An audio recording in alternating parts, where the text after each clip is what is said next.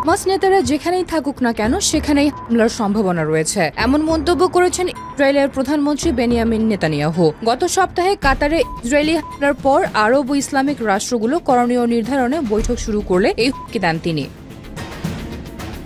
2023 সালের 7 অক্টোবর হামাসের হামলার পর ইসরায়েল ফিলিস্তিন সংঘাত ভয়াবহ আকার ধারণ করে। সেই প্রেক্ষাপটে গত 9 সেপ্টেম্বর দোহায় ইসরায়েলি হামলার ঘটনায় নতুন করে উত্তেজনা ছড়িয়েছে। এই হামলায় হামাসের 5 সদস্য সহ 6 জন নিহত হলেও শীর্ষ নেতাদের হত্যা করতে ব্যর্থ হয় ইসরায়েল।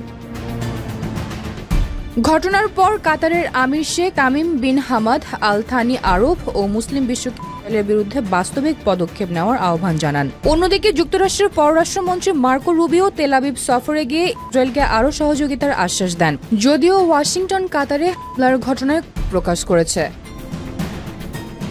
মধ্যপ্রাচ্যে যুক্তরাষ্ট্রের সবচেয়ে বড় সামরিক ঘাঁটি কাতারে অবস্থিত। বিষয়টি উল্লেখ করে মার্কিন প্রেসিডেন্ট ডোনাল্ড ট্রাম্প বলেন, ইসরায়েলকে আরও সতর্ক হতে হবে। তারা হামাসকে যা করার করুক, কিন্তু মনে রাখতে হবে কাতার আমাদের ঘনিষ্ঠ মিত্র।